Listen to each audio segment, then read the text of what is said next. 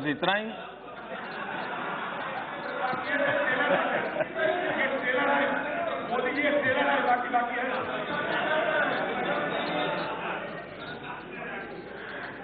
आपके लिए गांधी जी ट्रेलर हो सकते हैं, हमारे लिए गांधी जी जिंदगी है।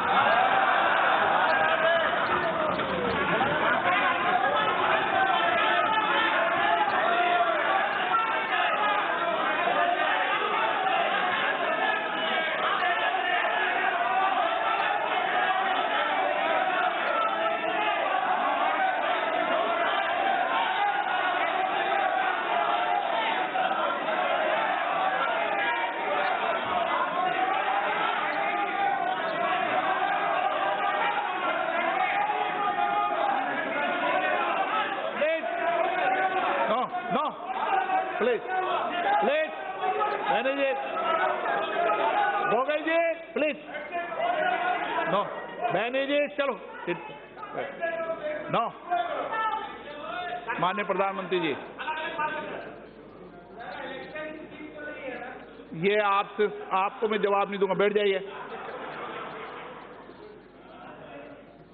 माननीय अध्यक्ष महोदय, मैं राष्ट्रपति जी के अभिभाषण पर धन्यवाद प्रस्ताव पर राष्ट्रपति जी का आभार व्यक्त करने के लिए सर माननीय राष्ट्रपति जी होना चाहिए सर उपस्थित हुआ हूं।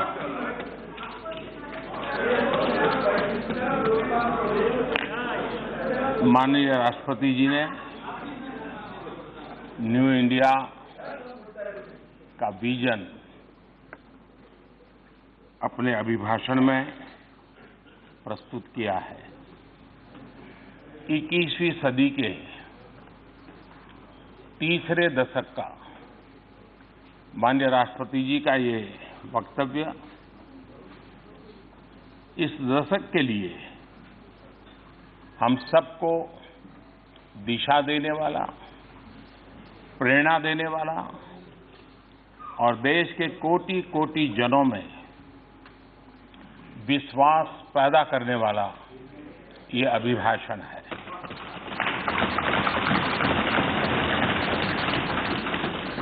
इस चर्चा में सदन के सभी अनुभवी माननीय सदस्यों ने बहुत ही अच्छे ढंग से अपनी अपनी बातें प्रस्तुत की हैं, अपने अपने विचार रखे हैं। चर्चा को समृद्ध करने का हर किसी ने अपने तरीके से प्रयास किया है। श्रीमान अधीर रंजन चौधरी जी, प्रोफेसर सौगत राय जी, डॉक्टर शशि थरूर जी,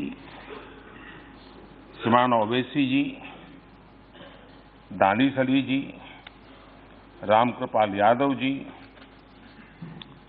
पीपी चौधरी जी, पिनाकी मिश्रा जी, अखिलेश यादव जी, विनायक जी राउत, कई नाम हैं। मैं सबके नाम लूंगा तो समय शायद बहुत जाएगा, लेकिन मैं कहूंगा कि हर एक ने अपने अपने तरीके से अपने विचार प्रस्तुत किए हैं। लेकिन एक स्वर ये उठा है कि सरकार को इन सारे कामों की इतनी जल्दी क्या है, सब चीजें एक साथ क्यों कर रहे हैं, ऐसा भाव भी लोगों के बातों में से आता है। तो मैं शुरुआत में श्रीमान सर्वेश्वर दयाल सक्सेना जी की एक कविता को उद्धृत करना चाहूंगा और वही शायद हमारे संस्कार भी हैं, हमारी सरकार का स्वभाव भी है और उसी के कारण, उसी प्रेरणा के कारण हम लिख से हट करके तेज गति से आगे बढ़ने की दिशा में प्रयास कर रहे हैं। श्रीमान सर्वेश्वर दयाल जी ने अपनी एक कविता में लिखा है, लीक पर वो चले लीक पर वे चलें जिनके चरण दुर्बल और हारे हैं, जिनके चरण दुर्बल और हारे हैं। हमें तो जो हमारी यात्रा से बने, हमें तो जो हमारी यात्रा से बने ऐसे अनिर्मित पथ ही प्यारे हैं।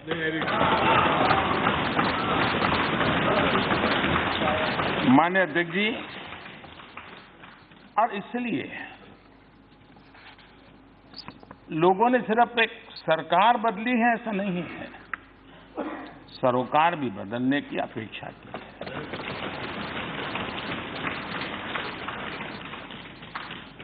एक नई सोच के साथ काम करने की इस देश की इच्छा और अपेक्षा के कारण हमें यहां आकर के सेवा करने का अवसर मिला है। लेकिन अगर हम उसी तरीके से चलते जिस तरीके से आप लोग चलते थे, उसी रास्ते से चलते जिस रास्ते की आपको आदत हो गई थी, तो शायद 70 साल के बाद भी इस देश में से आर्टिकल 370 नहीं हटा। आप ही के तौर तरीके से चलते तो मुस्लिम बहनों को 3 तलाक की तलवार आज भी डराती रहती। अगर आप ही के रास्ते चलते तो नाबालिग से रेप के मामले में फांसी की सजा का कानून नहीं बना। अगर आप ही के सोच के साथ चलते तो राम जन्मभूमि आज भी विवादों में रहती। अगर आप ही की सोच होती, अगर आप ही की सोच होती तो करतारपुर साहब कॉरिडोर कभी नहीं बन पाता। अगर आप ही के तरीके होते, आप ही का रास्ता होता, तो भारत बांग्लादेश सीमा विवाद कभी नहीं सुलझता। माननीय अध्यक्ष जी,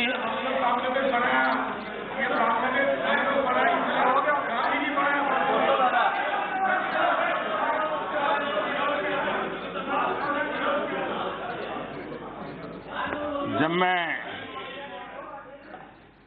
माननीय अधीर जी को देखता हूं, सुनता हूं, तो मैं सबसे पहले किरण रिजिजू जी को बधाई देता हूं, क्योंकि उन्होंने जो फिट इंडिया मूवमेंट चलाया है,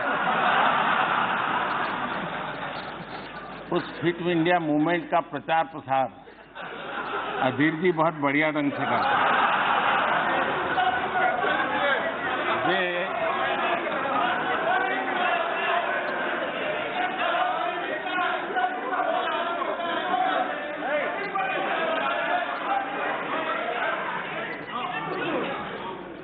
वे भाषण भी करते हैं और भाषण के साथ साथ जिम भी करते हैं।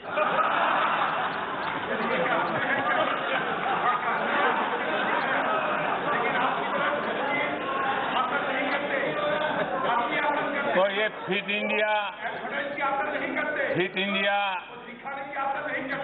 इंडिया को बल देने के लिए, उसका प्रचार प्रसार करने के लिए मैं माननीय सदस्य का धन्यवाद करता हूं।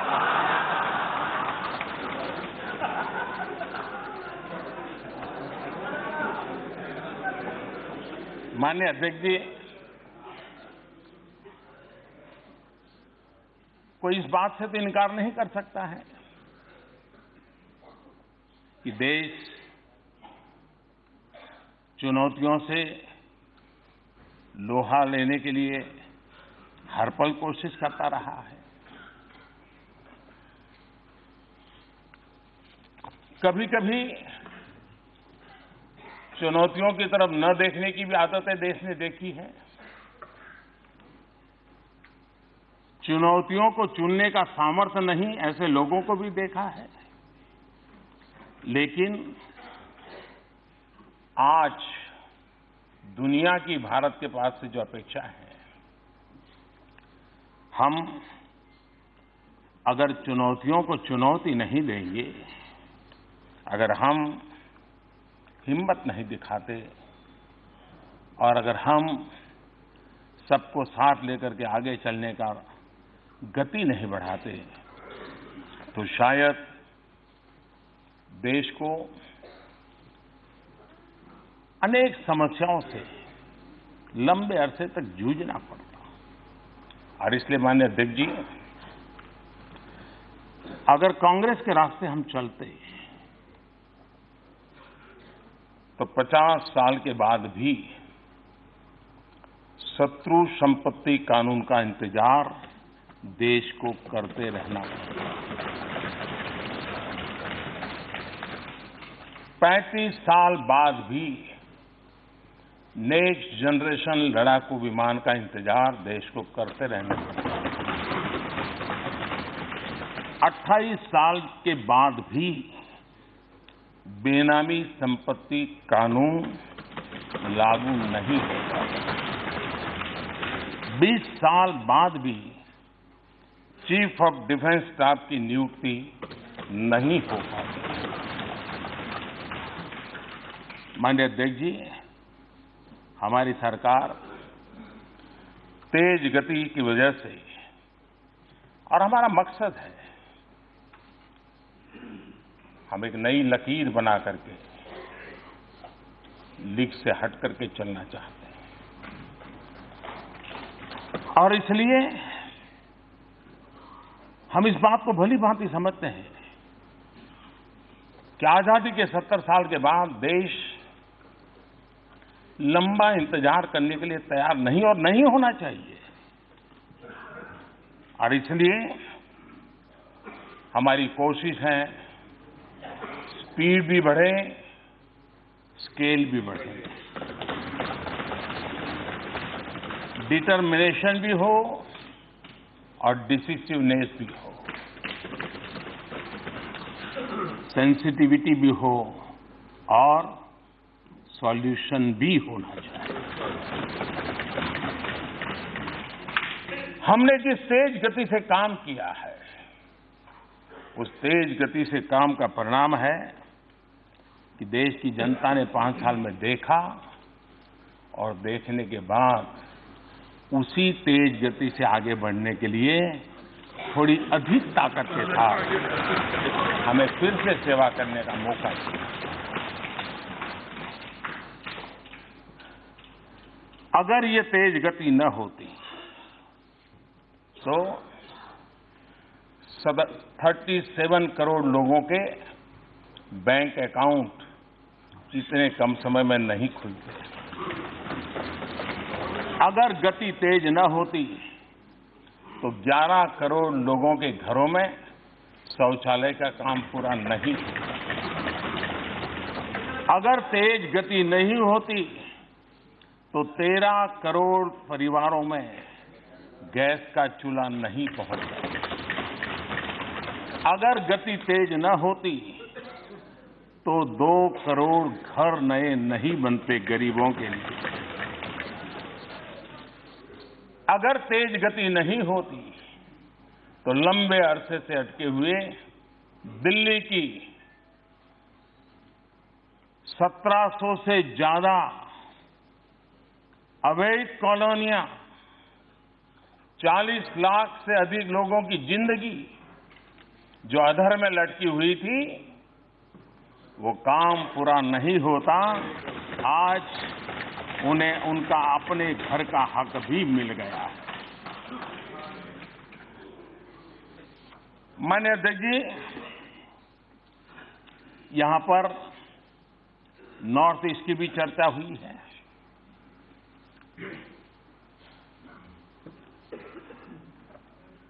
नॉर्थ ईस्ट को कितने दशकों तक इंतजार करना पड़ा। वहां पर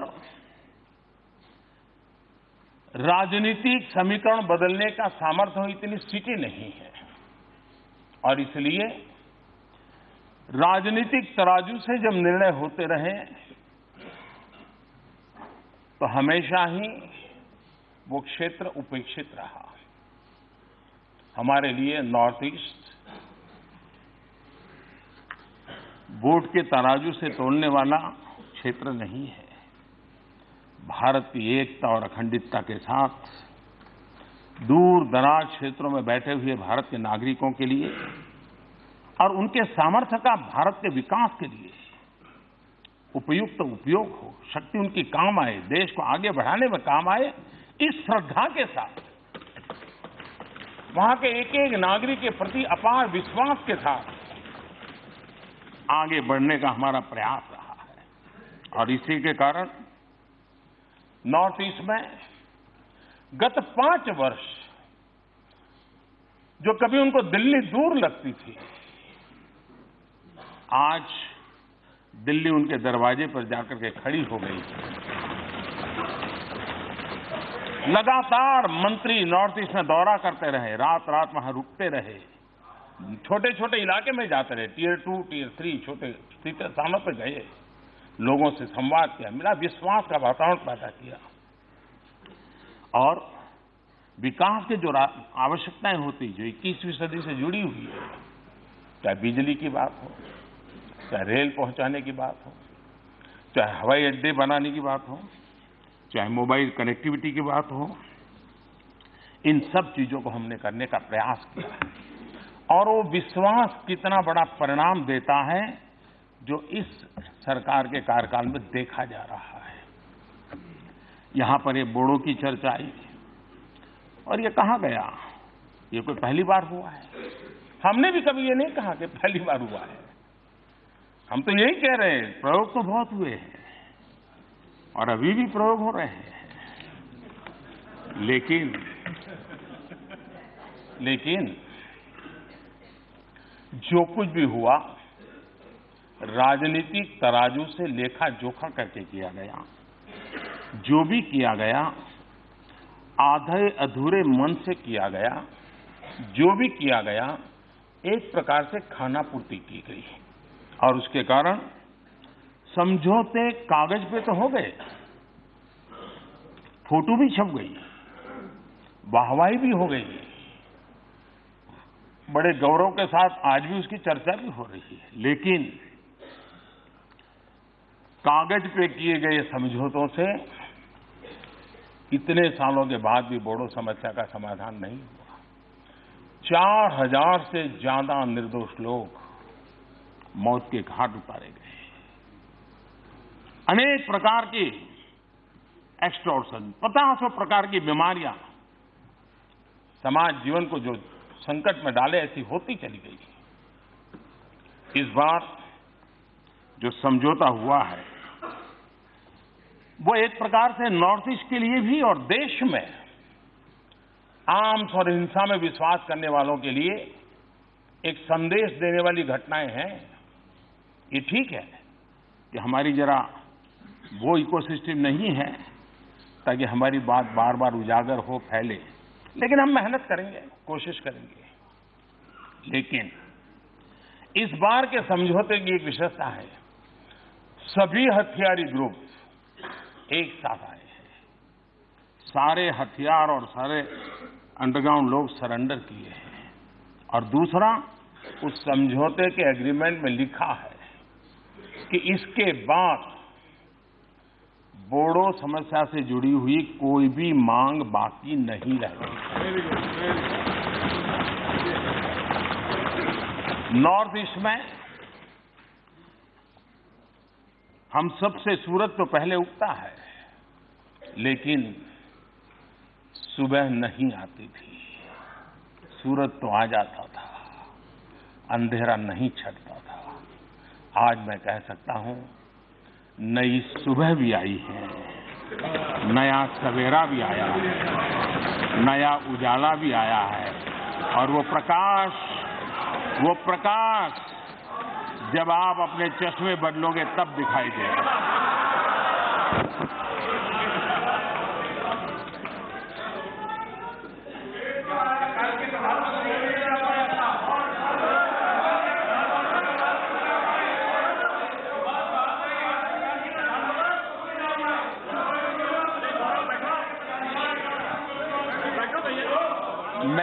मैं आपका बहुत आभारी हूं ताकि बोलने के लिए बीच बीच में मुझे आप विराम दे रहे हैं।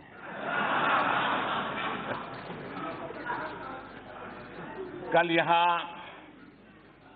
स्वामी विवेकानंद जी के कंधों से बंदूकें फोड़ी गई।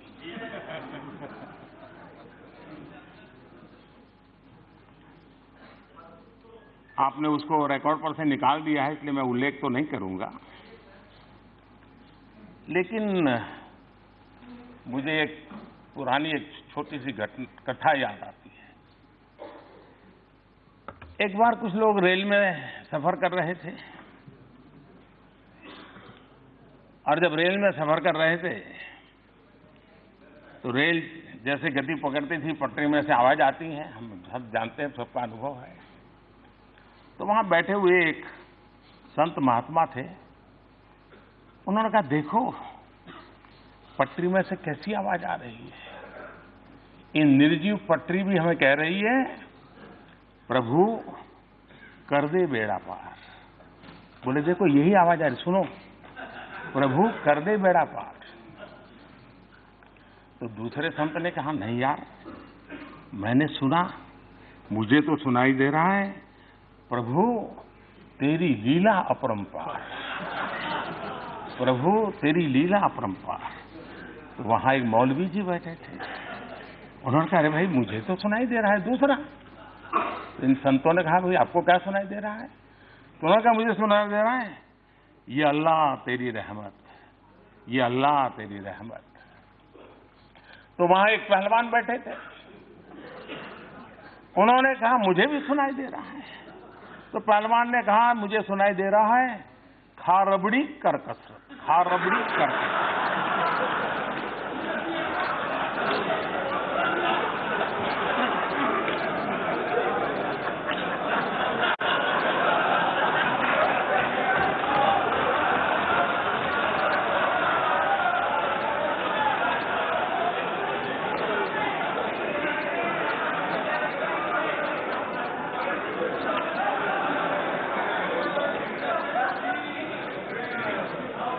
कल जो विवेकानंद जी के नाम से कहा गया, जैसी मन की रचना होती है वैसा ही सुनाता है, वैसा ही। आपको ये देखने के लिए इतना दूर नजर करने की जरूरत ही नहीं थी, बहुत कुछ पास में है।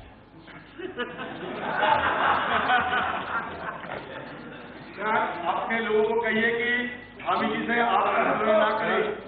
यही मैं कहता कि वो जोगी थे, अभी भी कह रहे हैं।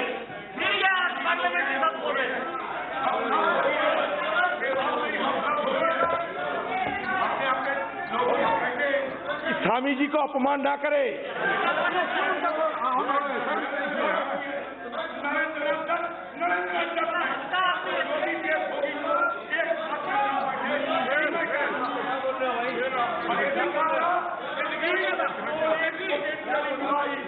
मानिए क्या बोल रहे हैं, मत करो। मानिए सर, मानिए,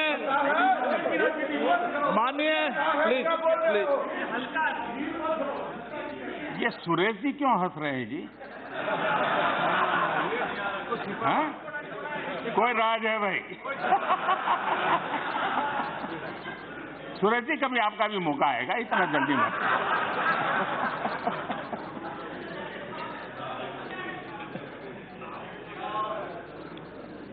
माननीय अध्यक्ष जी,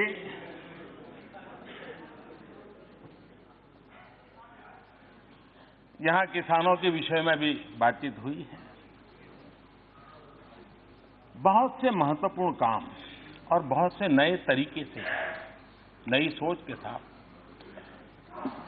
पिछले दिनों किया गया है और माननीय राष्ट्रपति जी ने अपने अभिभाषण में उसका जिक्र भी किया है।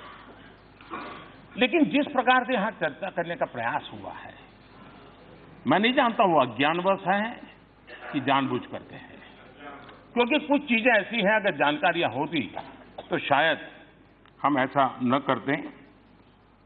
हम जानते हैं कि 1.5 गुना एमएसपी करने वाला विषय है कितने लंबे समय से अटका हुआ था, हमारे समय का नहीं था, पहले से था, लेकिन ये किसानों के प्रति हमारी जिम्मेवारी थी कि उस काम को भी हमने पूरा कर दिया। मैं हैरान हूं, सिंचाई योजनाएं 80-90% धन खर्च करके 20-20 साल से पड़ी हुई थी, कोई पूछने वाला नहीं था, फोटो निकलवा दी, बस काम हो गया। हमको करीब 99 ऐसी योजनाओं को हाथ लगाना पड़ा, 1 लाख करोड़ रुपए से ज्यादा खर्च करके उनको उसके लॉजिकल एंड तक ले गए और अब किसानों को उसका फायदा होना शुरू हुआ।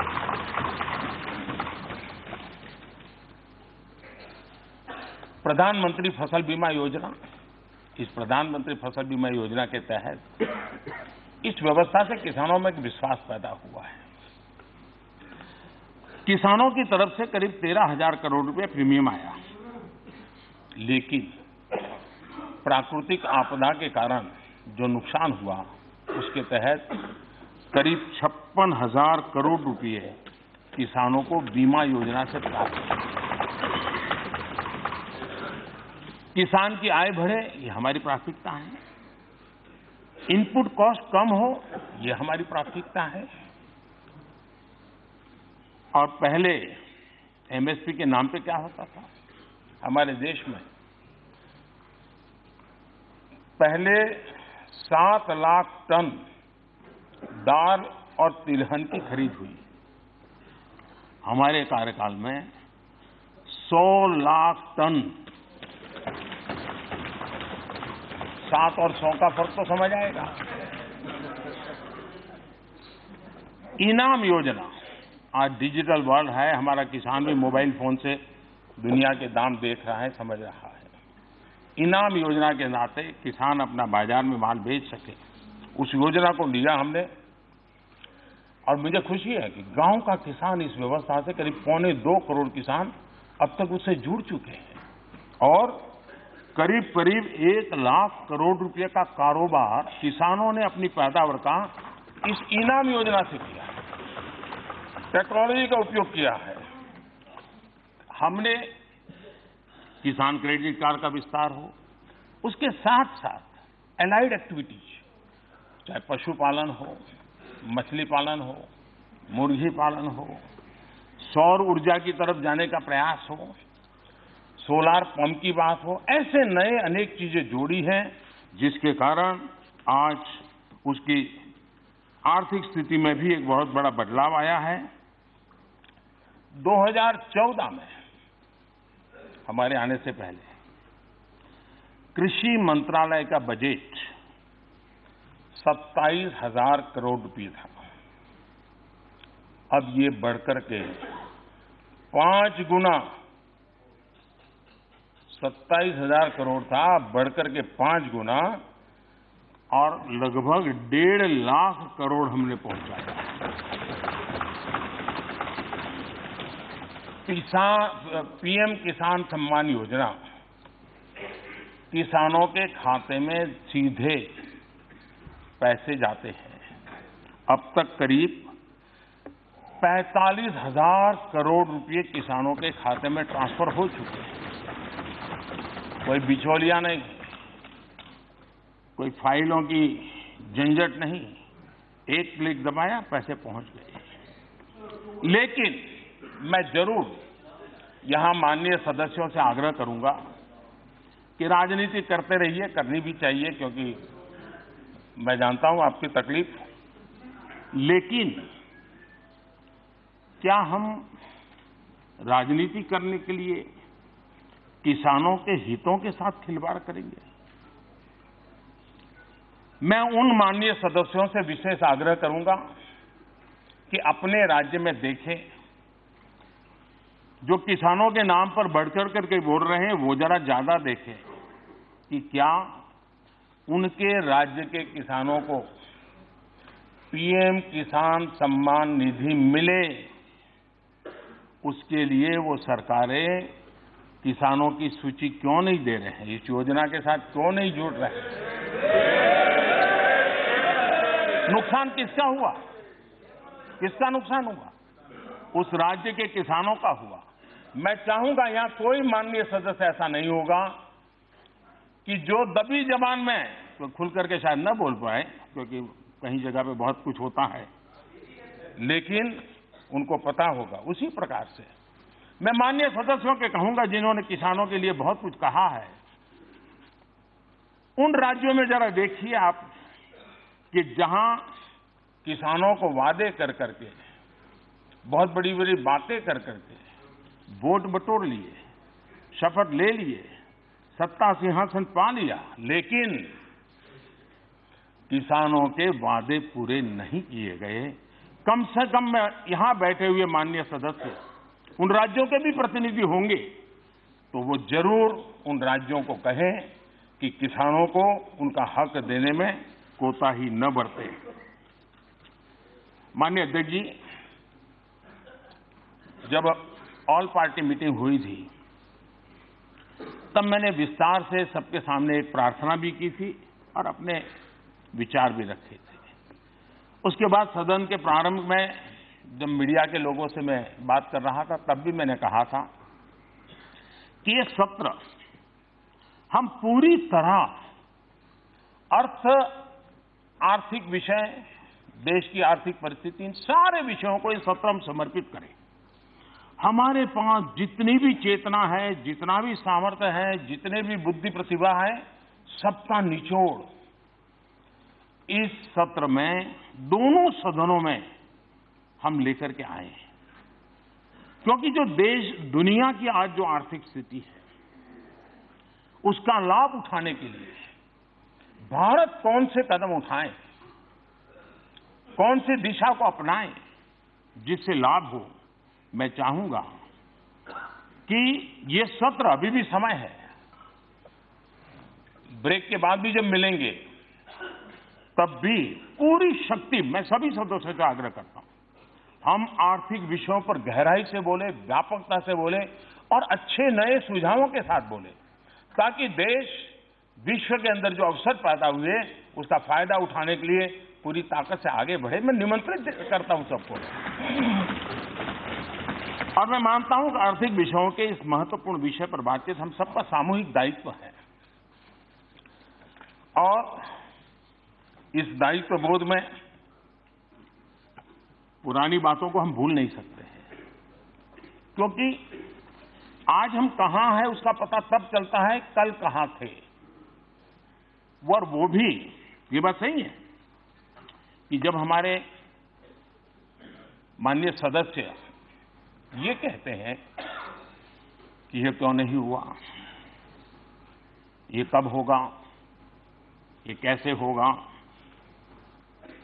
कब तक करेंगे, ये जब सुनता हूं तो कुछ लोगों को लगता होगा कि आप आलोचना करते हैं। मैं नहीं मानता हूं आप आलोचना करते हैं। मुझे खुशी है कि आप मुझे समझ पाए हैं, क्योंकि आपको विश्वास है करेगा तो यही करेगा।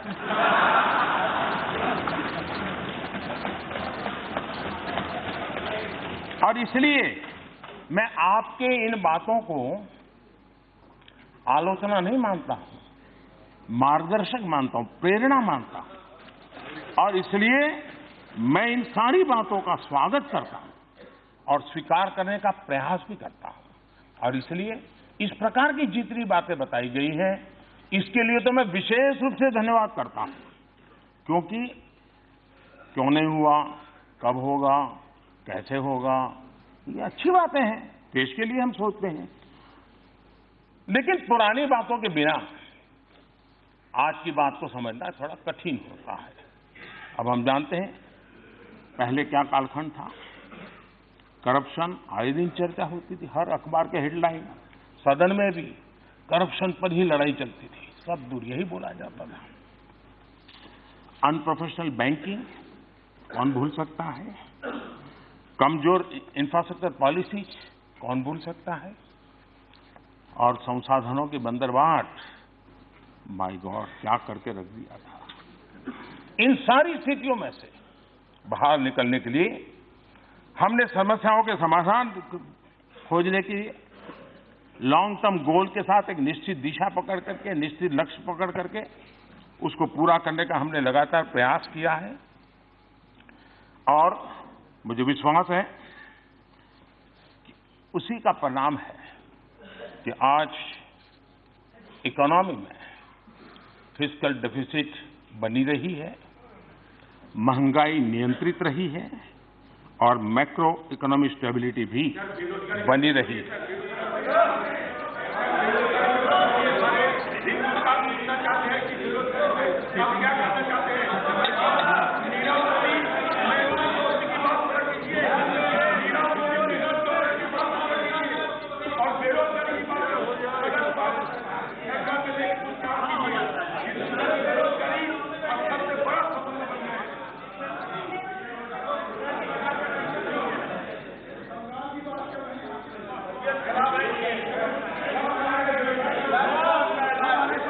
मैं आपका आभारी हूं क्योंकि आपने मेरे प्रति विश्वास जताया है। ये भी काम हम ही करेंगे। हाँ, एक काम नहीं करेंगे, एक काम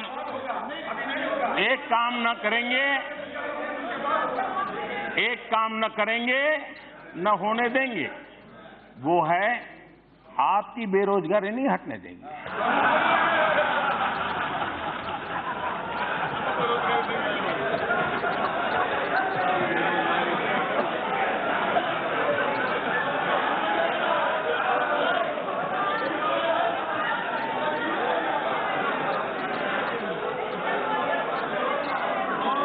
जीएसटी का बहुत बड़ा महत्वपूर्ण निर्णय हो, कॉर्पोरेट टैक्स कम करने की बात हो, आईबीसी लाने की बात हो, एफडीआई रिजीम को लिबरलाइज करने की बात हो, बैंकों में रिकैपिटलाइजेशन करने की बात हो, जो भी समय समय पर आवश्यकता रही है और जो भी एक दीर्घकालीन मजबूती के लिए जरूरत है, सारे कदम हमारी सरकार उठा रही है, उठाए हैं और उसके लाभ भी आना शुरू हुए हैं। और वो रिफॉर्म्स जिसकी चर्चा हमेशा हुई है, आपके यहां भी जो पंडित लोग थे वो यही कहते रहते थे, लेकिन कर नहीं पाते थे।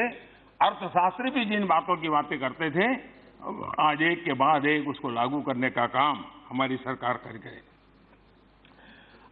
इन्वेस्टर्स का भरोसा बढ़े, अर्थव्यवस्था को मजबूती मिले, उसको लेकर के भी हमने कई महत्वपूर्ण निर्णय किए हैं।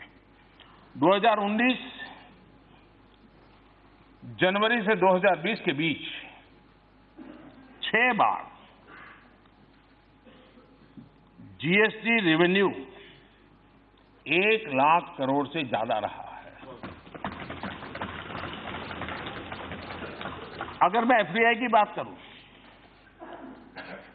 तो 2018 अप्रैल से सितंबर एफडीआई $22 बिलियन था। आज उसी अवधि में ये एफडीआई $26 बिलियन पार कर गया है। ये इस बात का सबूत है कि विदेशी निवेशकों का भारत के प्रति विश्वास बढ़ा है, भारत की अर्थव्यवस्था पर विश्वास बढ़ा है और भारत में आर्थिक क्षेत्र में अपार अवसर है, ये कन्विक्शन बना है, तब जाकर के लोग आते हैं। और गलत अफवाहें फैलाने के बावजूद भी लोग उनसे बाहर निकल करके आ रहे हैं, ये भी बहुत बड़ी बात है।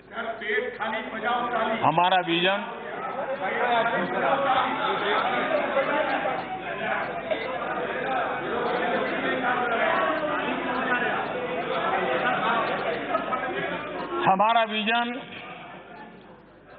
Greater investment, better infrastructure, increase value addition और ज्यादा से ज्यादा जॉब क्रिएशन पर है।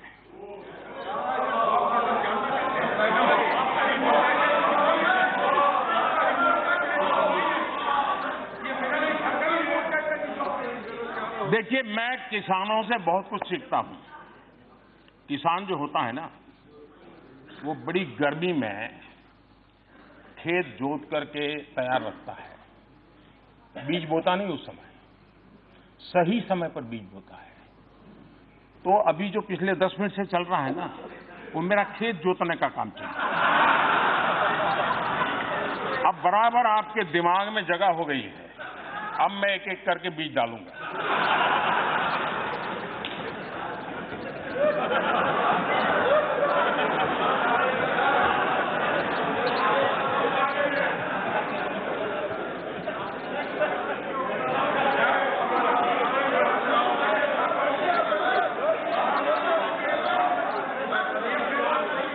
माननीय अध्यक्ष जी, मुद्रा योजना,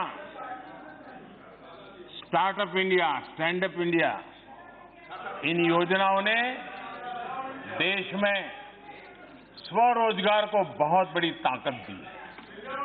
इतना ही नहीं, इस देश में करोड़ों करोड़ों लोग जो पहली बार मुद्रा योजना को लेकर के खुद तो रोजी रोटी कमाने लगे, लेकिन किसी और को भी, एक को, दो को, तीन को रोजगार देने में सफल हुआ। इतना ही नहीं, पहली बार बैंकों से जिनको धन मिला है मुद्रा योजना के तहत, उसमें 70% हमारी माताएं बहनें, जो पहले इकोनॉमिक एक्टिविटी के क्षेत्र में नहीं थी, वो आज कहीं न कहीं इकोनॉमी को बढ़ाने में योगदान दे रही है। 28,000 से ज्यादा स्टार्टअप रिकॉग्नाइज हुए हैं और वे आज खुशी की बात है टियर 2, टियर 3 सिटी में है। यानी हमारे देश का युवा नए संकल्पों के साथ आगे बढ़ रहा है। मुद्रा योजना के तहत 22 करोड़ से ज्यादा ऋण स्वीकृत हुए हैं और करोड़ों युवाओं ने खुद ने तो रोजगार नहीं, खुद ने रोजगार को पाया है। फॉर्मल सेक्टर में अजरंजन जी, मैं ऐसा करता हूं, आप एक समय तय कीजिए। आपको जितना कहना है मैं दोबारा बैठ लूंगा, क्योंकि ये सब लोग पीछे हंस रहे हैं और आपकी प्रतिष्ठा को झटका लगे अच्छा नहीं।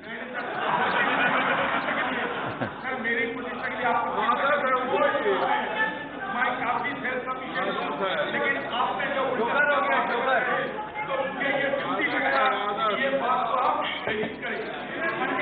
70 साल की देश की राजनीति ऐसी रही है कि कोई कांग्रेसी सेल्फ सफिशिएंट नहीं हो सकता, ऐसा हो ही नहीं सकता।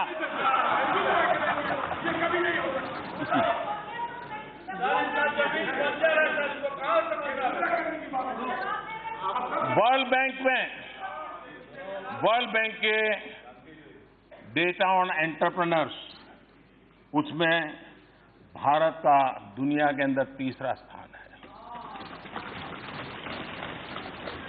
सितंबर 2017 से नवंबर 2019 के बीच ईपीएफओ पैरोल डाटा में 1 करोड़ 39 लाख नए सब्सक्राइबर्स आए। ये बिना रोजगार को कोई पैसे जमा नहीं करता है जी।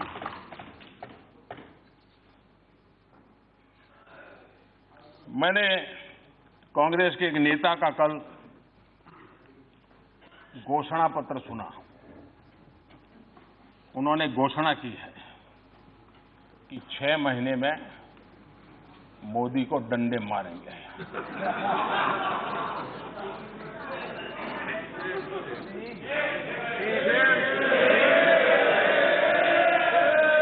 और ये डंडे मारेंगे तो हम भी मारेंगे।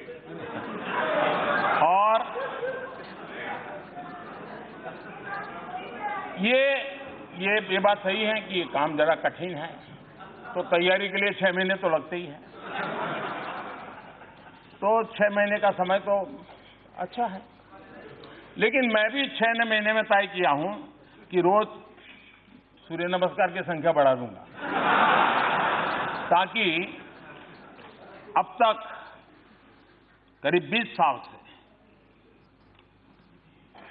जिस प्रकार की गंदी गालियां सुन रहा हूं और अपने आप को गाली प्रूफ बना दिया है, 6 महीने ऐसे सूर्य नमस्कार करूंगा कि मेरी पीठ को भी हर डंडे झेलने की ताकत वाला बना दूंगा।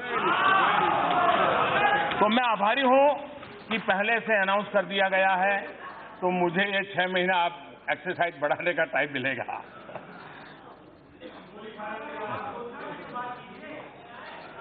माननीय अध्यक्ष जी,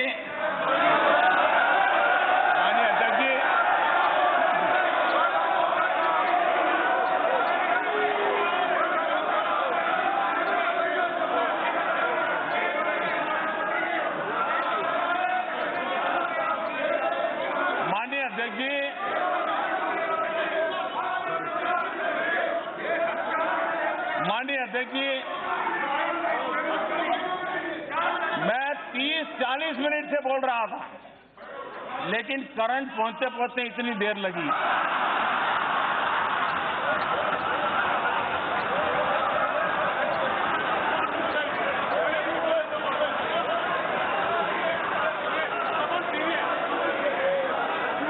बहुत सी ट्यूबलाइट का ऐसा ही होता है।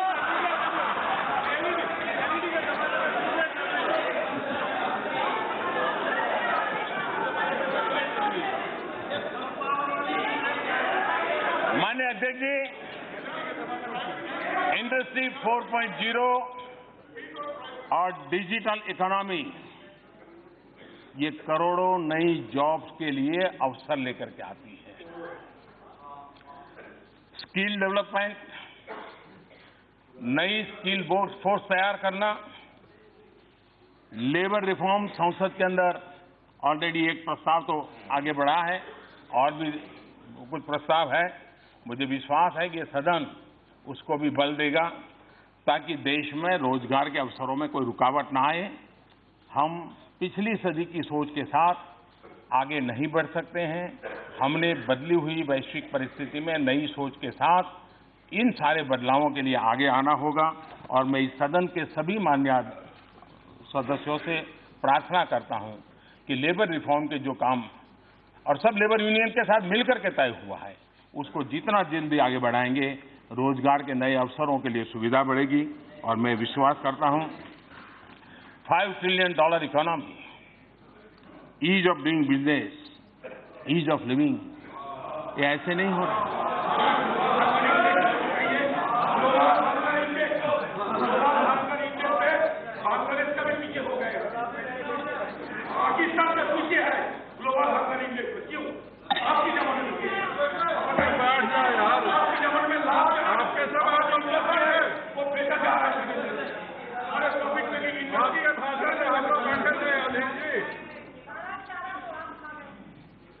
माननीय मंत्री जी, कोई टिप्पणी मत कीजिए।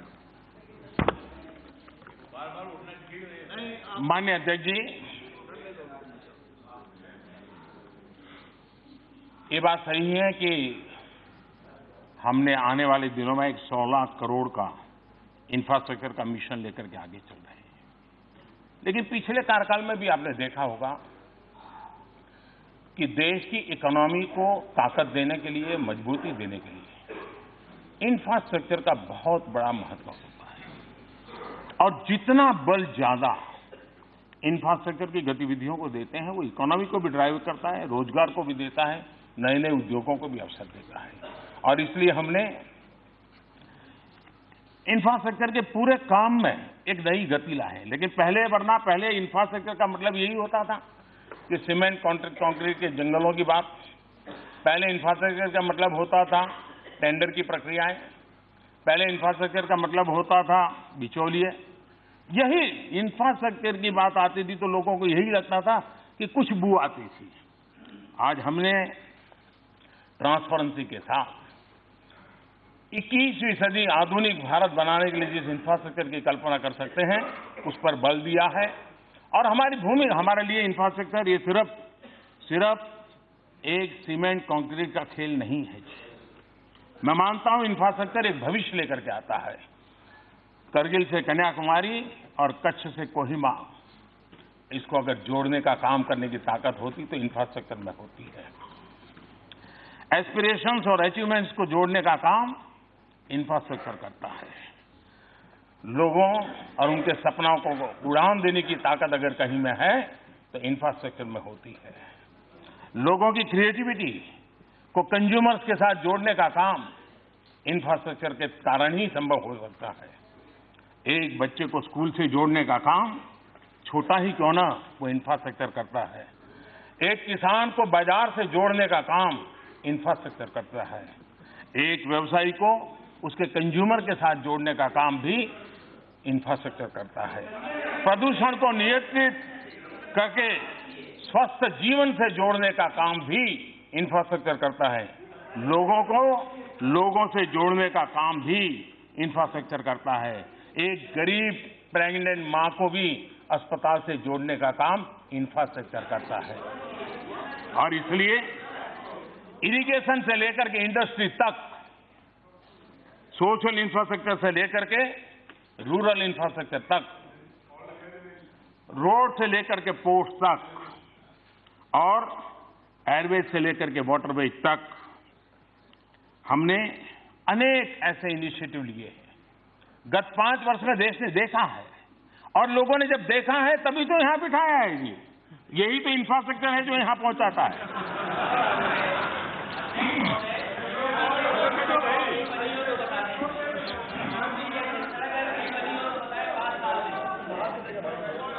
यूपी की जनता ने बता दिया है जी।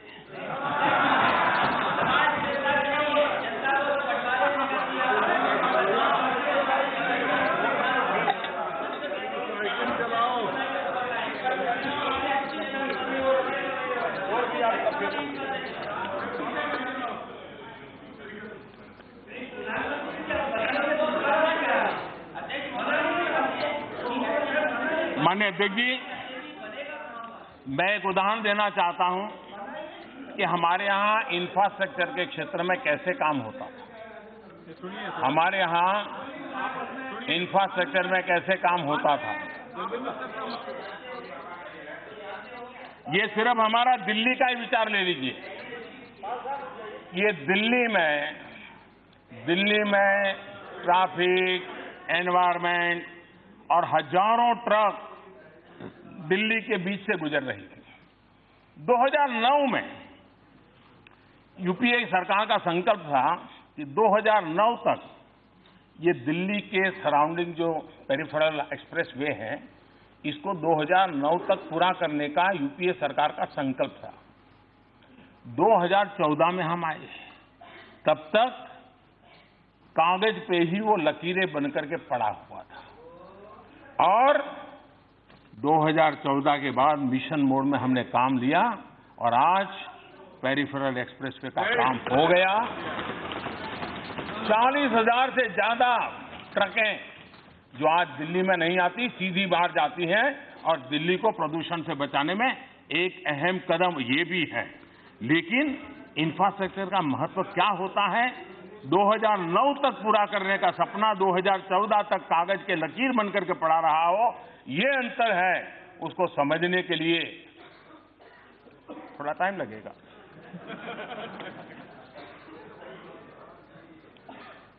माननीय अध्यक्ष जी, कुछ और विषयों को मैं जरा स्पष्ट करना चाहता हूं। शशि थरूर जी, नींद आती होगी लेकिन फिर भी क्योंकि कुछ लोगों ने जरा बार बार यहां पर संविधान बचाने की बातें की है और मैं भी मानता हूं कि संविधान बचाने की बात कांग्रेस ने दिन में 100 बार बोलनी चाहिए। कांग्रेस के लिए मंत्र होना चाहिए, संविधान बचाओ, संविधान बचाओ, क्यों जरूरी है। क्योंकि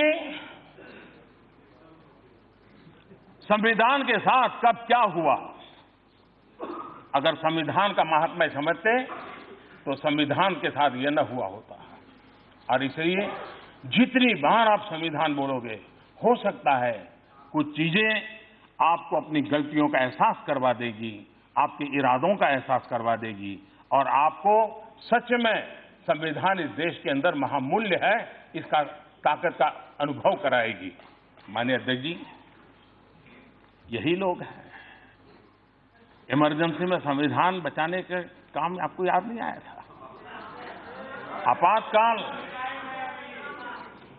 यही लोग हैं जो संविधान बचाने के लिए उनको बार बार बोलने की जरूरत है, क्योंकि न्यायपालिका से न्यायिक समीक्षा का अधिकार छीनने का पाप जिन्होंने किया है, इनको तो संविधान बार बार बोलना ही पड़ेगा।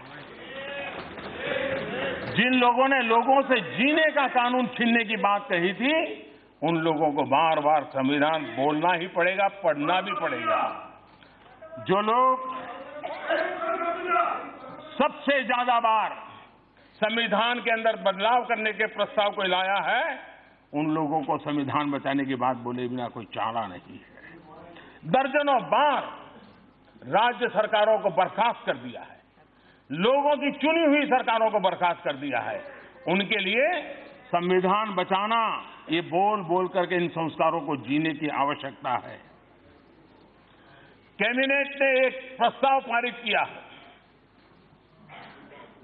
लोकतंत्र और संविधान से बनी हुई कैबिनेट, उसने एक प्रस्ताव पारित किया हो, उस प्रस्ताव को प्रेस कॉन्फ्रेंस में फाड़ देना उन लोगों के लिए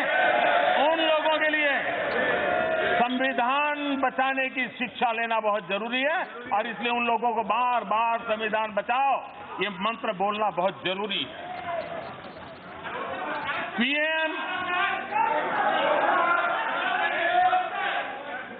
पीएम और पीएमओ,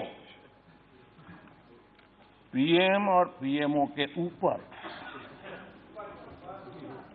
नेशनल एडवाइजरी काउंसिल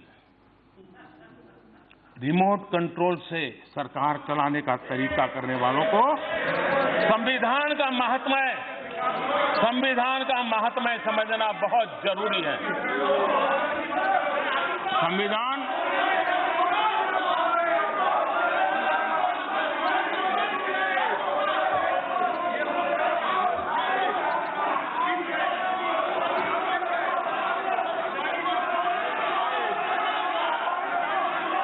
माननीय अध्यक्ष जी,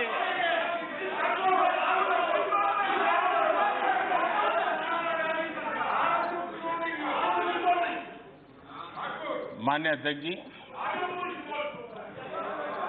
संविधान की वकालत के नाम पर दिल्ली और देश में क्या क्या हो रहा है वो देश भली भांति देख रहा है, समझ भी रहा है, और देश की चुपकिदी कभी न कभी तो रंग लाएगी। सर्वोच्च अदालत वो संविधान के रचित सीधा एक महत्वपूर्ण अंग है। देश की सर्वोच्च अदालत बार बार कहे कि आंदोलन ऐसे न हो जो सामान्य मानवी को तकलीफ दे, आंदोलन ऐसे न हो जो हिंसा का रास्ते चल पड़े। ये बार बार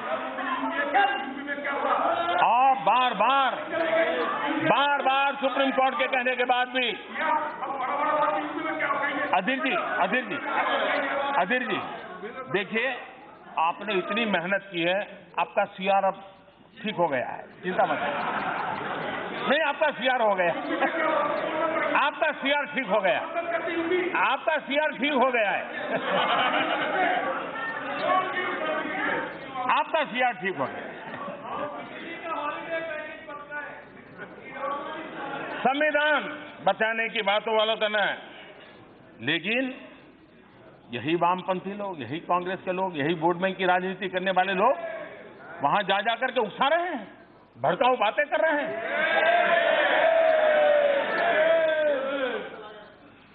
माननीय अध्यक्ष जी, एक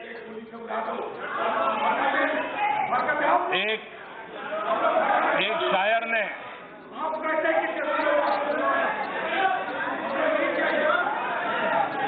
माननीय अध्यक्ष जी, एक शायर ने कहा था, और शायद इस स्थिति को बड़ी सटीक तरीके से,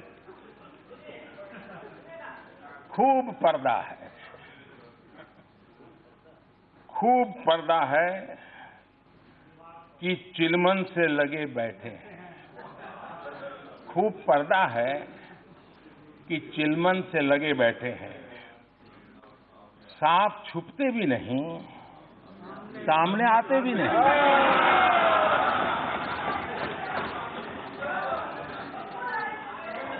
पब्लिक सब जानती है, सब समझती है। जिस तरह के बयान दिए गए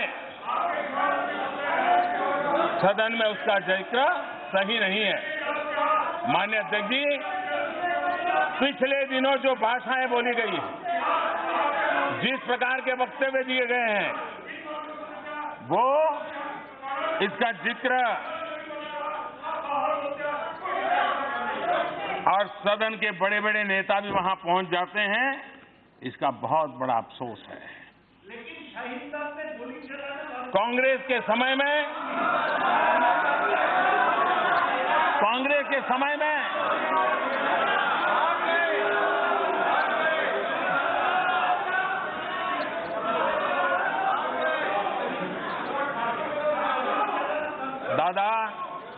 दादा पश्चिम बंगाल के पीड़ित लोग यहां बैठे हैं।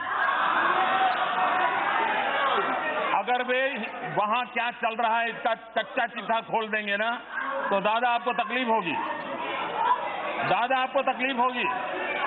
निर्दोष लोगों को किस प्रकार से मौत के घाट उतार दिया जाता है, वो बड़ी बात ही जानते हैं लोग।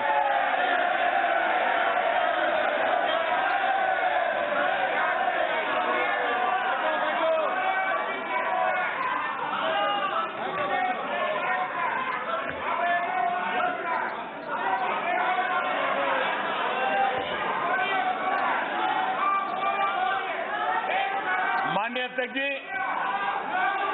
कांग्रेस के समय में संविधान की क्या स्थिति थी, लोगों के अधिकार की स्थिति क्या थी, ये मैं जरा इनको पूछना चाहता हूं। अगर संविधान इतना महत्वपूर्ण है जो हम मानते हैं, अगर आप मानते होते तो जम्मू कश्मीर में हिंदुस्तान का संविधान लागू करने में आपको किसने रोका? इसी संविधान के दिए अधिकारों से जम्मू कश्मीर के मेरे भाइयों बहनों को वंचित रखने का पाप किसने किया था? और शशि जी, आप तो जम्मू कश्मीर के दामाद रहे हैं। अरे उन बेटियों की चिंता करते, आप संविधान की बात करते हो। और इसलिए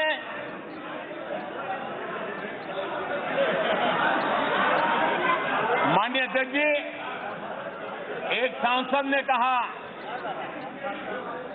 एक माननीय सांसद ने कहा कि जम्मू कश्मीर ने अपनी आइडेंटिटी खोई है। किसी ने कहा, किसी की नजर में तो जम्मू कश्मीर मतलब जमीन ही था।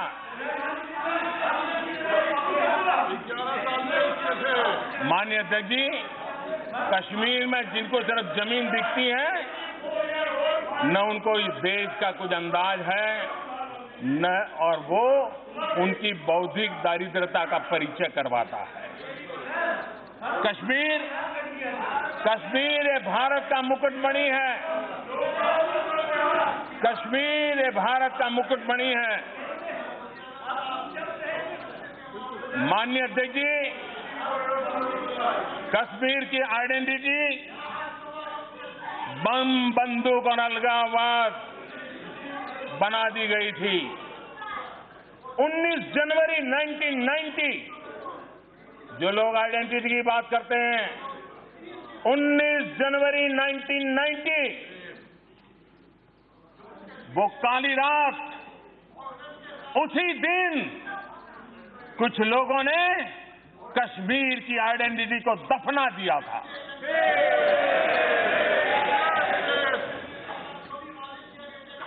कश्मीर की आइडेंटिटी सूफी परंपरा है। कश्मीर की आइडेंटिटी सर्वपंथ संभाव की है। कश्मीर के प्रतिनिधि मां लालदेड़, नंद ऋषि, सैयद बुलबुल शाह, मीर सैयद अली हमदानी, ये कश्मीर की आइडेंटिटी है। माननीय अध्यक्ष जी, कुछ लोग कहते हैं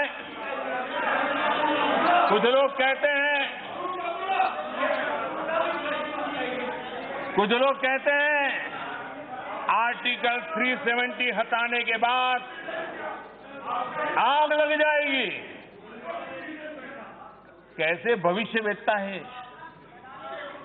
आग लग जाएगी 370 हटाने के बाद। और आज जो लोग बोलते हैं, मैं उनको कहना चाहता हूं, कुछ लोग कहते हैं कुछ नेता जेल में है, डिगना है, फलाना है, वगैरह वगैरह। जरा मैं इस सदन, ये संविधान की रक्षा करने वाला सदन है, ये संविधान को समर्पित सदन है, ये संविधान का गौरव करने वाला सदन है, ये संविधान के प्रति दायित्व निभाने वाले सदस्यों से बना हुआ सदन है।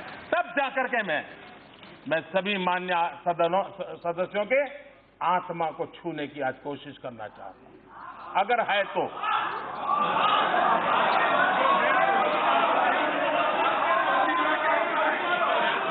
माननीय अध्यक्ष जी, माननीय अध्यक्ष जी,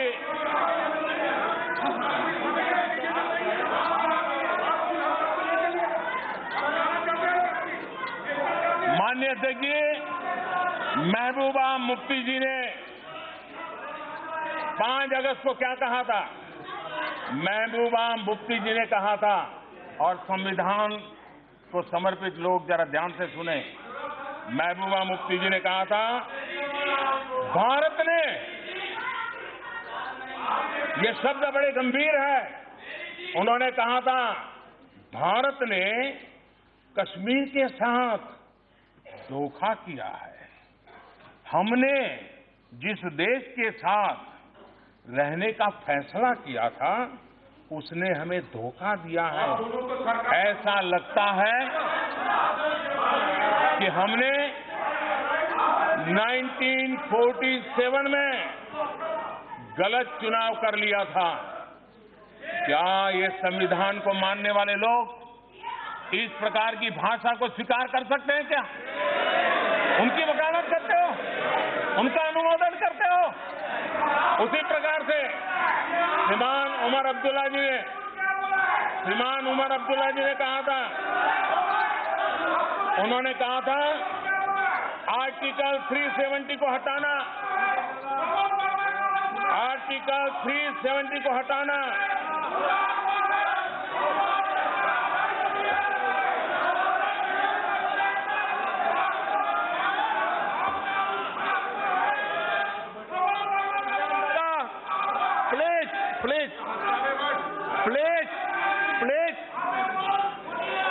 प्लीज माननीय अध्यक्ष जी, उमर अब्दुल्ला जी ने कहा था कि आर्टिकल 370 को हटाना ऐसा भूकंप लाएगा कि कश्मीर भारत से अलग हो जाएगा। माननीय अध्यक्ष जी, फारूक अब्दुल्ला जी ने कहा था, फारूक अब्दुल्ला जी ने कहा था 370 का हटाया जाना कश्मीर के लोगों की आजादी का मार्ग प्रशस्त करेगा। अगर 370 हटाई गई तो भारत का झंडा फहराने वाला कश्मीर में कोई नहीं बचेगा। क्या इस भाषा से, इस भावना से क्या हिंदुस्तान के संविधान को समर्पित कोई भी व्यक्ति इसको स्वीकार कर सकता है? क्या इसे सहमत हो सकता है? क्या मैं ये बात उनके लिए कह रहा हूं जिनकी आत्मा है।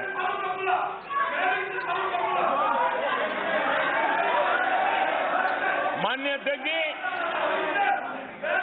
ये वो लोग हैं, माननीय अध्यक्ष जी, ये वो लोग हैं जिनको कश्मीर की आवाम पे भरोसा नहीं है और इसलिए ऐसी भाषा बोलते हैं। हम वो है जिनको कश्मीर की आवाम पे भरोसा है। हमने भरोसा किया, हमने कश्मीर की आवाम पे भरोसा किया और आर्टिकल 370 को हटाया और आज तेज गति से विकास भी कर रहे हैं। और इस देश के किसी भी क्षेत्र के हालात बिगाड़ने की मंजूरी नहीं दी जा सकती, चाहे वो कश्मीर हो, चाहे नॉर्थ ईस्ट हो, चाहे केरल हो, कोई भी इजाजत नहीं दी जा सकती। हमारे मंत्री भी पिछले दिनों लगातार जम्मू कश्मीर का दौरा कर रहे हैं, जनता के साथ संवाद कर रहे हैं।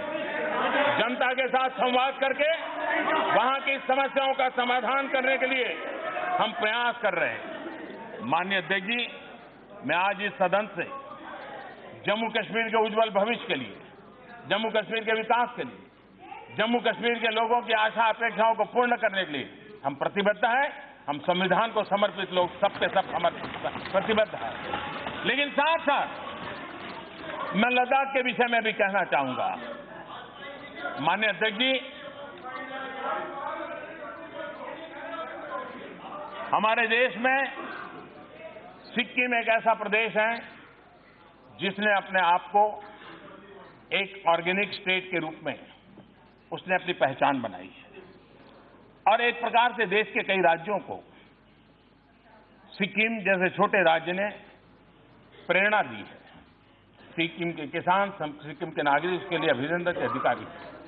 लद्दाख, मैं मानता हूं लद्दाख के विषय में मेरे मन में बहुत चित्र साफ है और इसलिए हम चाहते हैं कि लद्दाख जिस प्रकार से हमारे पड़ोस में भूटान की भूरी भूरी प्रशंसा होती है एनवायरमेंट को लेकर, कार्बन न्यूट्रल कंट्री के रूप में दुनिया में उसकी पहचान बनी है।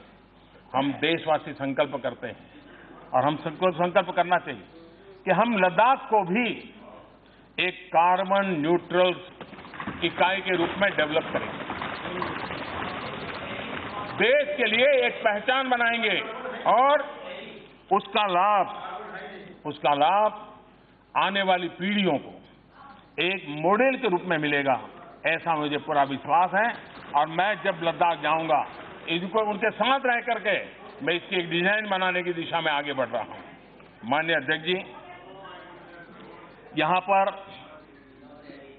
जो कानून इस सदन ने पारित किया, जो संशोधन दोनों सदनों में पारित हुआ, जो नोटिफाई हो गया, उसके संबंध में भी कुछ न कुछ कोशिशें हो रही है। सीएए लाने,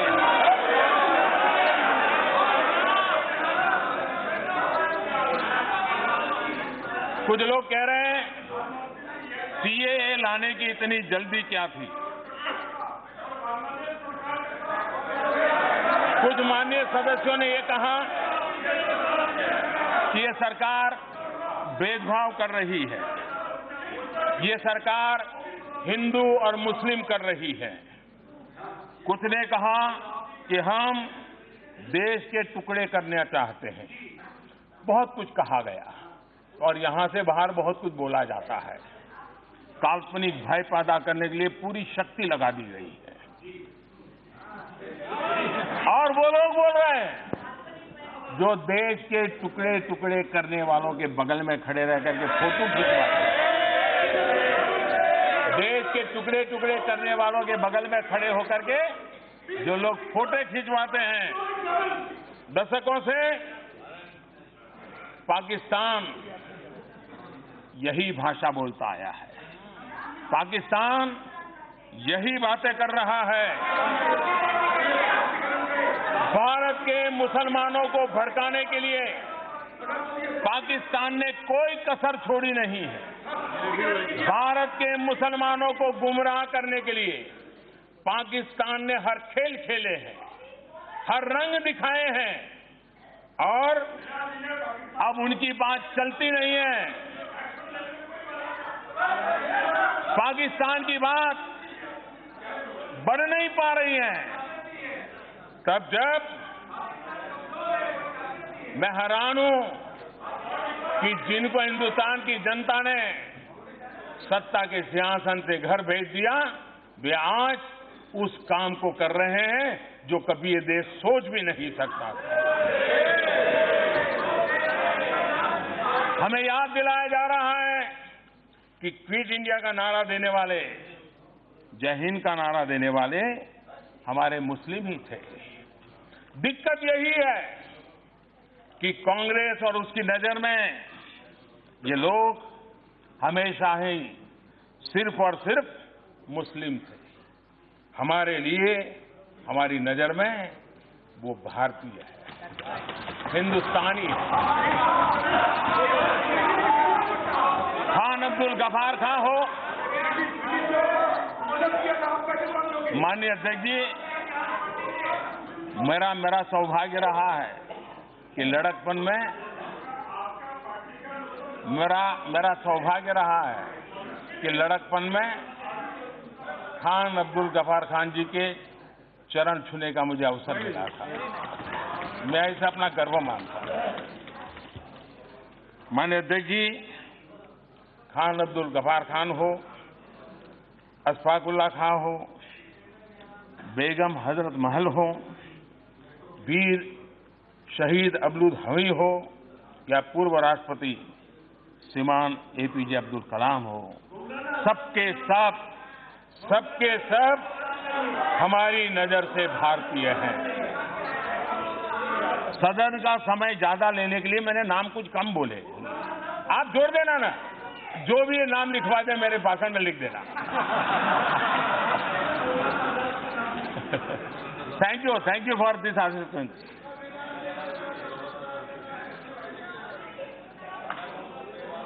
माननीय अध्यक्ष जी, कांग्रेस और उसके जैसे दलों ने जिस दिन भारत को भारत की नजर से देखना शुरू किया, उसे अपनी गलती का एहसास होगा।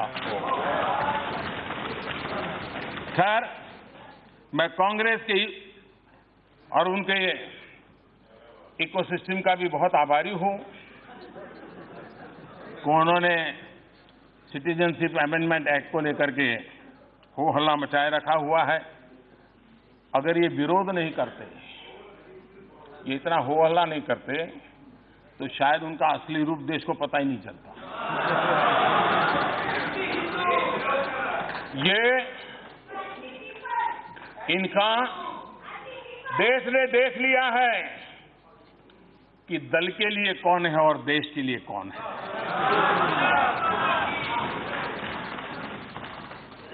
और मैं चाहता हूं, जब चर्चा निकल पड़ी है तो बात दूर तक चली जाए।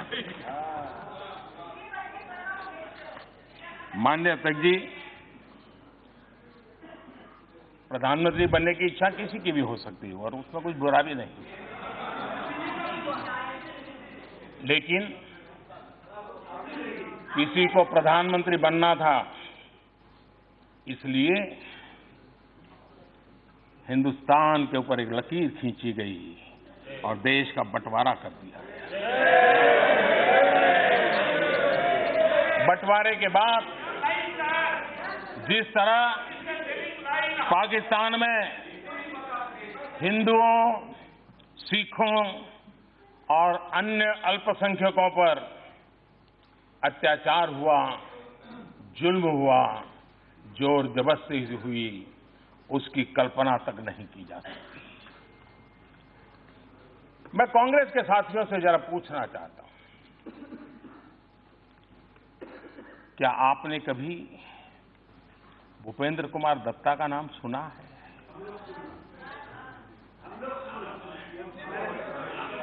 दादा, आप कांग्रेस में चले गए? अरे, ममता दीदी भाषण सुन रही है।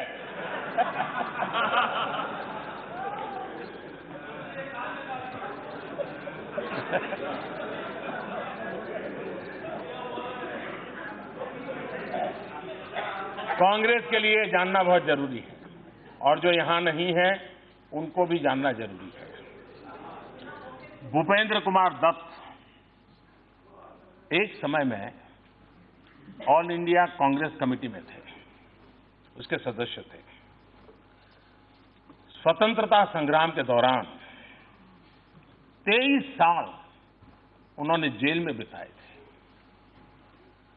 वो एक ऐसे महापुरुष थे जिन्होंने न्याय के लिए 78 दिन 78 डे जेल के अंदर भूख हड़ताल की थी, और ये भी उनके नाम एक रिकॉर्ड है। विभाजन के बाद भूपेंद्र कुमार दत्त पाकिस्तान में ही रुक गए थे। वहां की संविधान सभा के वे सदस्य भी थे।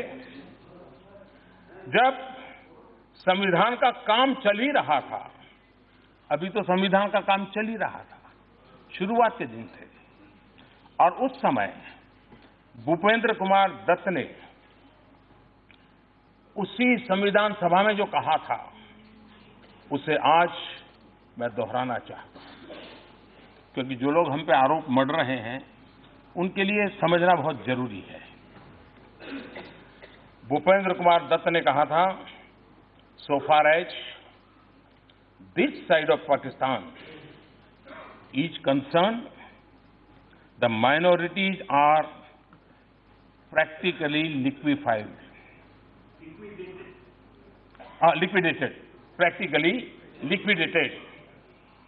Those of us who are here to live represent near a core of people still left in East Bengal, live under a total sense of frustration.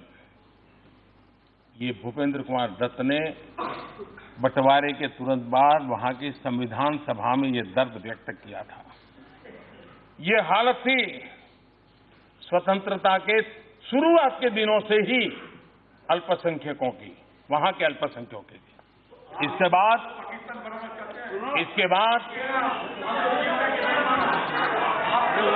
बाद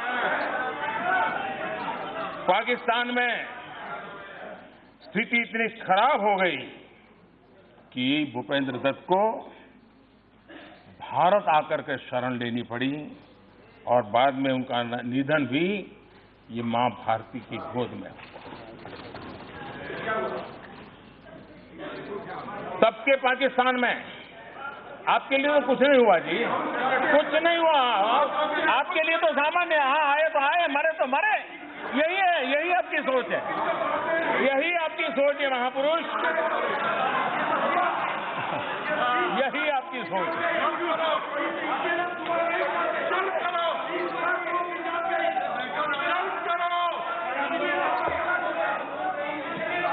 माननीय अध्यक्ष जी,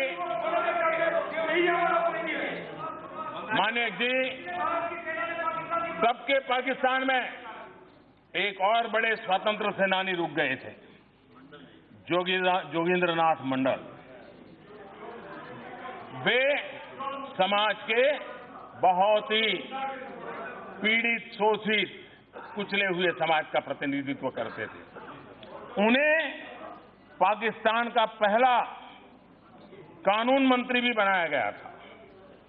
9 अक्टूबर 1950, अभी आजादी के और बंटवारे के 2-3 साल हुए थे। 9 अक्टूबर 1950 को उन्होंने अपना इस्तीफा दे दिया था।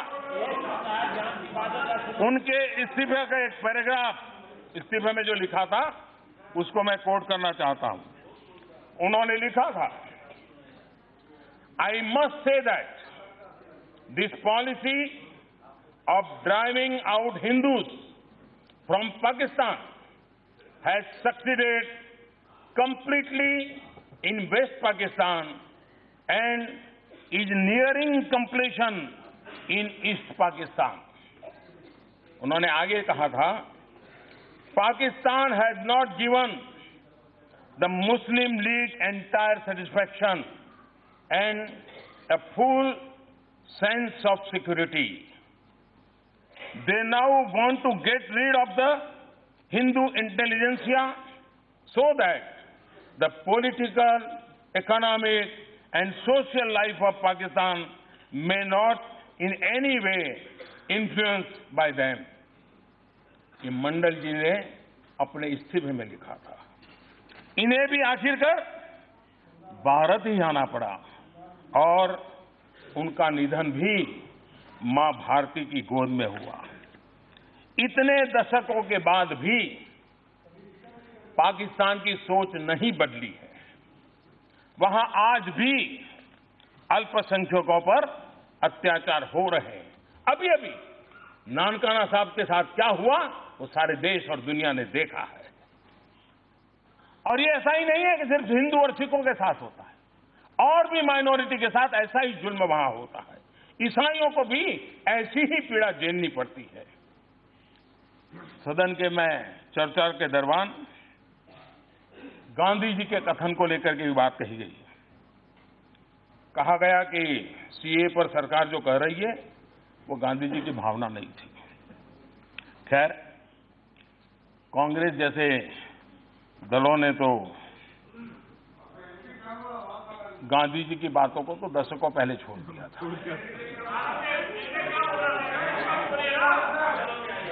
पूरी तरह कोटेबल कोर्ट इज अवेलेबल और हमने 50 बार दे दिया है।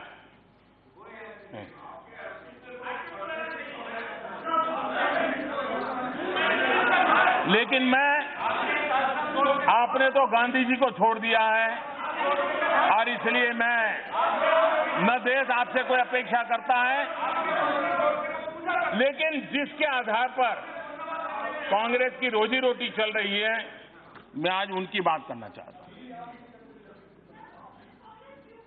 1950 में नेहरू लियाकत समझौता हुआ।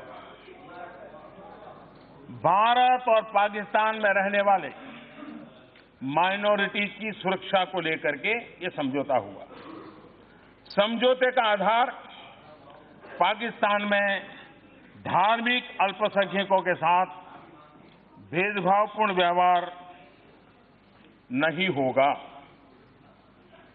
पाकिस्तान में रहने वाले जो लोग हैं, जिसमें जो धार्मिक अल्पसंख्यक है, जिसकी बात हम बोल रहे हैं, उसके संबंध में नेहरू और लियाकत के बीच में एग्रीमेंट हुआ था।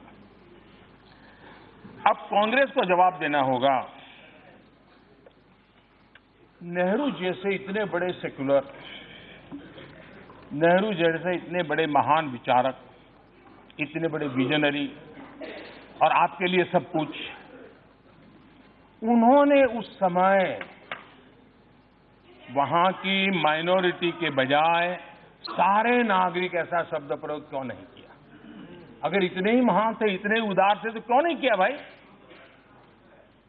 कोई तो कारण होगा। लेकिन इस सत्य को आप कब तक जुटलाओगे? भाइयों बहनों, माननीय अध्यक्ष जी और माननीय सदस्यगण, ये उस समय की बात है। ये मैं उस समय की बात बता रहा हूं।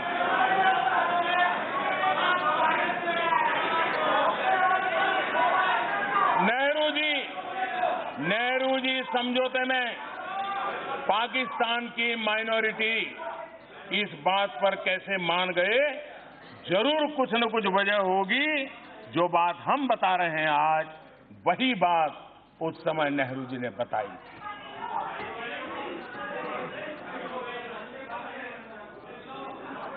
माननीय अध्यक्ष जी, नेहरू जी ने माइनॉरिटी शब्द क्यों प्रयोग किया? ये आप बोलेंगे नहीं क्योंकि आपको तकलीफ है, लेकिन नेहरू जी खुद इसका जवाब देके गए। मुझे मालूम है आप उनको भी छोड़ दोगे, जहां जरूरत पड़े आप किसी को भी छोड़ सकते। नेहरू जी ने नेहरू लियाकत समझौता साइन होने के एक साल पहले असम के तत्कालीन मुख्यमंत्री श्रीमान गोपीनाथ जी को एक पत्र लिखा था, और गोपीनाथ जी को पत्र में जो लिखा था वो उसमें कोट करना चाहता हूं। उन्होंने पत्र में लिखा था, जो लोग हमको कहते हैं ना हम हिंदू मुस्लिम कर रहे हैं, हम देश को बांट रहे हैं, ये नेहरू जी ने क्या कहा था ये जरा याद रखना। गोपीनाथ जी जो असम के मुख्यमंत्री थे, नेहरू जी ने लिखा था, आपको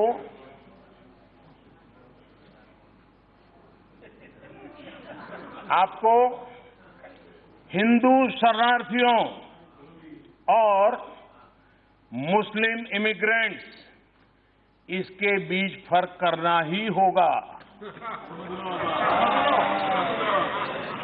और देश को इन शरणार्थियों की जिम्मेदारी लेनी ही पड़ेगी। उस समय असम के मुख्यमंत्री को उस समय के भारत के प्रधानमंत्री पंडित नेहरू जी ने लिखी हुई चिट्ठी है।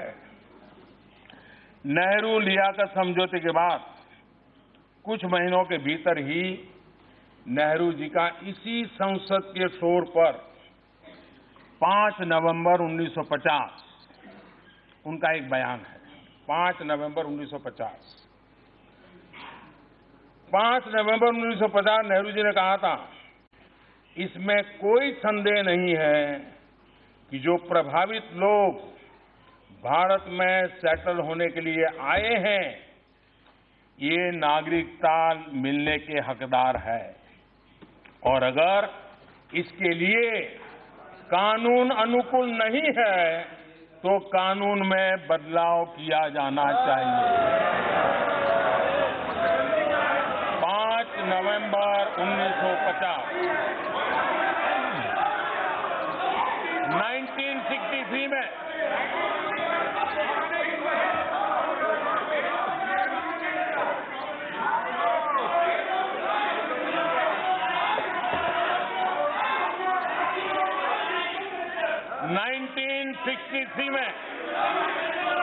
लोकसभा में, इसी सदन में और इसी जगह से 1963 में कॉल अटेंशन मोशन हुआ। उस समय प्रधानमंत्री नेहरू तत्कालीन विदेश मंत्री के रूप में भी जिम्मेदारी संभाल रहे थे।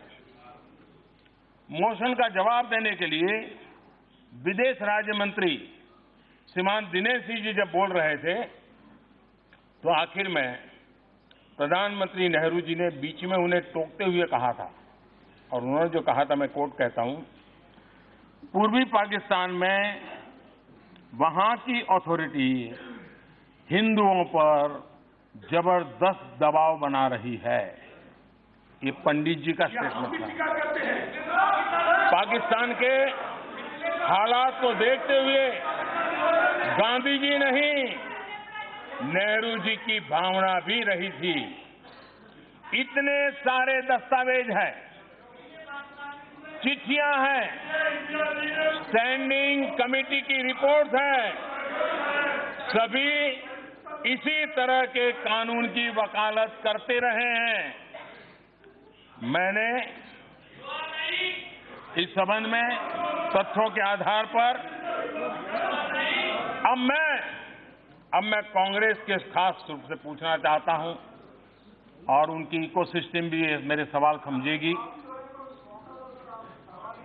जो ये सारी बातें मैंने बताई, क्या पंडित नेहरू कम्युनल थे? मैं जरा जानना चाहता हूं। क्या पंडित नेहरू हिंदू मुस्लिम में भेद किया करते थे? क्या पंडित नेहरू हिंदू राष्ट्र बनाना चाहते थे?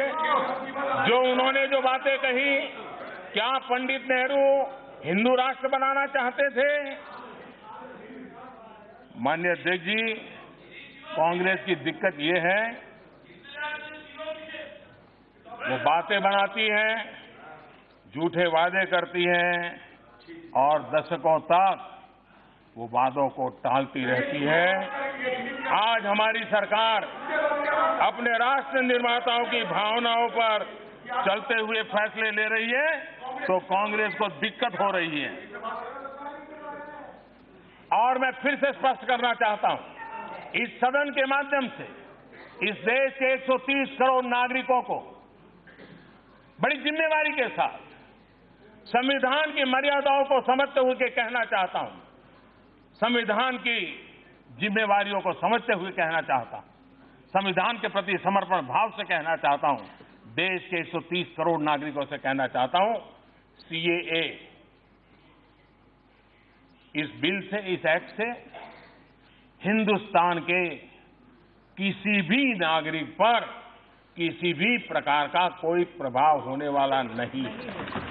चाहे वो हिंदू हो, मुस्लिम हो, सिख हो, ईसाई हो, किसी को नहीं होने वाला। इससे भारत की माइनॉरिटी को कोई नुकसान होने वाला नहीं। फिर भी जिन लोगों को देश की जनता ने नकार दिया है, वो लोग वोट बैंक की राजनीति करने के लिए ये खेल खेल रहे हैं। और मैं जरा पूछना चाहता हूं, मैं कांग्रेस के लोगों से विशेष रूप से पूछना चाहता हूं, जो माइनॉरिटी के नाम पर अपनी राजनीतिक रोटियां सेकते रहते हैं, क्या कांग्रेस को 84 के दिल्ली के दंगे याद है? क्या माइनॉरिटी के साथ, क्या वो माइनॉरिटी नहीं थी? वो माइनॉरिटी थी कहीं ना? क्या आप उन लोगों के, हमारे सिख भाइयों के गले में टायर बांध करके उनको जला दिया था?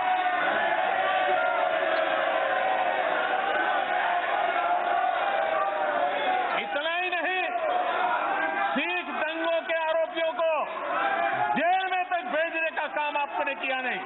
इतना ही नहीं, आप जिन पर आरोप लगे हुए हैं, सिख दंगों को भड़काने के जिन पर आरोप लगे हैं, उनको आज मुख्यमंत्री बना देते हो।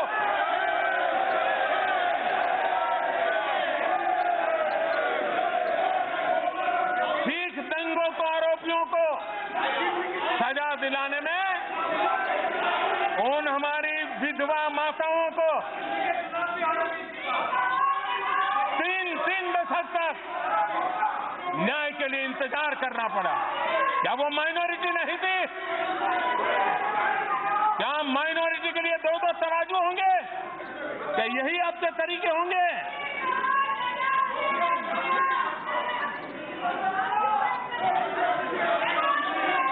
माननीय अध्यक्ष जी, कांग्रेस पार्टी जिसने इतने सालों तक देश में राज किया, आज वो देश का दुर्भाग्य है कि जिसके पास एक जिम्मेवार विपक्ष के रूप में देश को अपेक्षाएं थी, वो आज गलत रास्ते पर चल पड़े हैं।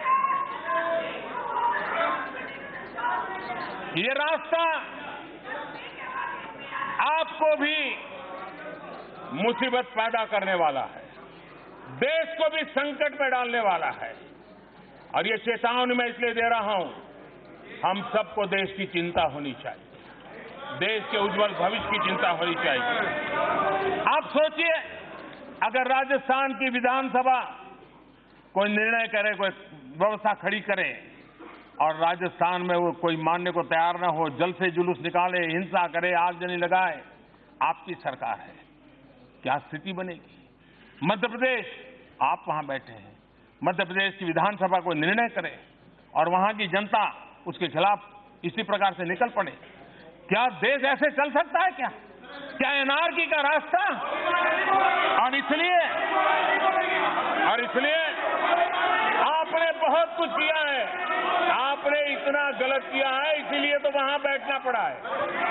ये आपके कारनामों का ही परिणाम है कि जनता ने आपको वहां बिठाया है। और इसलिए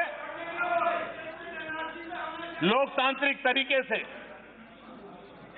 देश में हर एक को अपनी बात बताने का हक है, लेकिन झूठ और अफवाहें फैला करके, लोगों को गुमराह करके हम कोई देश का भला नहीं कर पाएंगे। और इसलिए मैं आज संविधान की बातें करने वालों को विशेष रूप से आग्रह करता हूं, आइए संविधान को सम्मान करें, आइए मिल बैठ करके देश चलाएं, आइए देश को आगे ले जाएं, $5 ट्रिलियन इकोनॉमी के लिए एक संकल्प लेकर के हम चले। आइए देश के 15 करोड़ परिवार जिनको पीने का शुद्ध जल नहीं मिल रहा है, वो पहुंचाने का संकल्प करें। आइए देश के हर गरीब को पक्का घर लेने के काम को हम मिल करके आगे बढ़े ताकि उनको पक्का घर मिले। आइए देश के किसान हो, मछुआरे हो, पशुपालक हो, उनकी आय बढ़ाने के लिए हम कामों को सफलतापूर्वक आगे बढ़ाइए। आइए हर पंचायत को ब्रॉडबैंड कनेक्टिविटी दें। आइए एक भारत श्रेष्ठ भारत बनाने का संकल्प लेकर के हम आगे बढ़े। माननीय अध्यक्ष जी, भारत के उज्जवल भविष्य के लिए हम मिल बैठ करके आगे चले, इसी एक भावना के साथ मैं माननीय राष्ट्रपति जी को अनेक अनेक धन्यवाद करते हुए मैं मेरी वाणी को विराम देता हूं। आपका भी मैं विशेष आभार व्यक्त करता हूं। तो राष्ट्रपति के अभिभाषण पर प्रधानमंत्री नरेंद्र मोदी को आप सुन रहे थे। एक के बाद एक कई बातें उन्होंने यहां पर कही। सीए के बाद कांग्रेस का दरअसल असली चेहरा सामने आ गया। कुछ लोग ऐसे हैं जो भय का माहौल बना रहे हैं। इन सब बातों का जिक्र आज लोकसभा में प्रधानमंत्री नरेंद्र मोदी ने किया। साथ ही साथ यहां पीएम बनने के लिए किसी ने देश का बंटवारा किया, इस तरीके की बातें भी प्रधानमंत्री ने लोकसभा में कही हैं। निर्णय ना वालों के पक्ष में हुआ, संशोधन अस्वीकृत हुआ।